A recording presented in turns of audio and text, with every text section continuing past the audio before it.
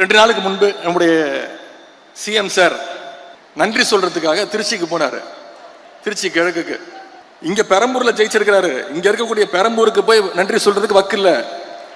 இதுவும் நான் சொல்லி தான் போனாரு. சட்டமன்றத்தில் நான் சொன்னேன், திருச்சிக்கு போய் முதல்ல நன்றி சொல்லுங்க. 20 நாள் முன்னாடி சொன்னேன். போனாரு, நன்றி சொன்னாரா? பொதுவா ஒரு முதலமைச்சர் ஆனதுக்கு பிறகு நம்முடைய தலைவர் இந்த 5 வருஷத்துல எந்த மாவட்டத்துக்கு போனாலும் அந்த மாவட்டத்துக்கு புது திட்டங்களை போய் அறிவிப்பாங்க. ஏதாவது ஒரு திட்டத்தை அறிவிச்சாரா? திருச்சிக்கு போனாரு, ஏதாவது திட்டத்தை அறிவிச்சாரா? ஒரு திட்டமும் கிடையாது. திருச்சி கிழக்குல இன்னும் 6 மாசத்துல இடைத்தேர்தல் வரப்போகுது. அதுக்கான பிரச்சாரத்துக்காக போயிட்டு அவர் எப்ப வாயை திறந்தாலும் அவர் வாயிலேருந்து வர வார்த்தை ஒண்ணுதான், எல்லாத்துக்கும் காரணம் திமுக தான். திருச்சியில் அவர் பேசுற பேச்சை கேட்டு இன்னைக்கு தமிழ்நாட்டு மக்கள் தலையில அடிச்சுக்கிறாங்க. இவரெல்லாம் ஒரு முதலமைச்சரா தேர்ந்ததுக்கு முன்னாடி இன்னைக்கு தலையில அடிச்சுக்க ஆரம்பிச்சுட்டாங்க. சொல்றாரு, அதுல கோபம் வருது அவருக்கு. கவர்ச்சியால தான் ஆட்சிக்கு வந்தீங்கன்னு என்ன பார்த்து சொல்றாங்க அப்படின்னு முதலமைச்சருக்கு, சிஎம் சாருக்கு கோபம் வருது. சரி, கவர்ச்சியில் ஜெயிக்காம நீங்க எதை வச்சு ஜெயிச்சீங்க சொல்லுங்க பாப்போம். ஏதாவது ஒரு 2 காரணம் சொல்லுங்க பாப்போம்.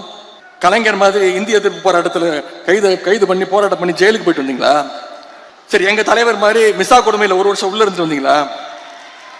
கட்சி ஆரம்பிச்சே 2 வருஷம் தான் ஆகுது. மாநில உரிமைகளுக்காக என்னைக்காவது குரல் கொடுத்திருக்கிறீங்களா? ஒன்றிய பாஜக அரசு ஏதாவது குரல் கொடுத்திருக்கிறீங்களா? பின்ன வேற எதை வச்சு நீங்க ஆட்சிக்கு வந்தீங்க? ஏதாவது ஒரு போராட்டம் பண்ணிருக்கீங்களா? எல்லாத்தையும் விடுங்க. தமிழ்நாடு முழுக்க போய் மக்களை சந்திச்சு உங்க கொள்கை என்னன்னு சொல்லி ஓட்டு கேட்டீங்களா? உங்க வேட்பாளர் பேர் உங்களுக்கு தெரியுமா? எதுவுமே தெரியாது. இதைத்தான் எங்களுடைய தலைவர் அவர்கள் கவர்ச்சி அரசியல் எங்களுடைய தலைவர் அவர்கள் சொன்னாங்க. அது மட்டும் இல்ல, இன்னொன்னு சொல்றாரு, அவர் வாயில நல்லா வந்துருமா? வாயில என்ன வரும்? தமிழ்நாட்டு மக்கள் வாயில நிறைய வரும். தமிழ்நாட்டு மக்கள் காத்துக்கிட்டு இருக்காங்க, இந்த முதலமைச்சர் வாயில ஏதாவது ஒரு நல்ல வார்த்தை வருமா அப்படின்னு, ஏதாவது ஒரு திட்டங்கள் வருமானு இன்னைக்கு காத்துக்கிட்டு இருக்கிறாங்க.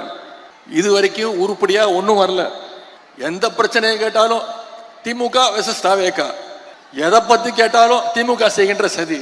இப்படிப்பட்ட ஒரு முதலமைச்சரை இன்னைக்கு தமிழ்நாட்டு மக்கள் தேர்ந்தெடுத்துட்டாங்க. அந்த முடிவை நம்ம ஏத்துக்கிட்டு தான் ஆகணும். அது மட்டும் இல்ல, தூரசக்தி, ஓரசக்தி, பாரசக்தின்னு நம்முடைய திரைப்பட இயக்குனர் திரு டி ராஜேந்தர் மாதிரி ரைமிங்கா டயலாக் பேசுறாரு. திமுகவுக்கு வயசு 75, பவள விழா ஆண்டு தாண்டி போயிட்டு இருக்கிறோம். திமுக நாங்க பார்க்காத வெற்றியும் கிடையாது, நாங்க பார்க்காத தோல்வியும் கிடையாது. எவ்வளவு பெரிய தோல்வியா இருந்தாலும் மீண்டும் எந்திரிச்சு வருவோம். எங்க தலைவர் எங்களை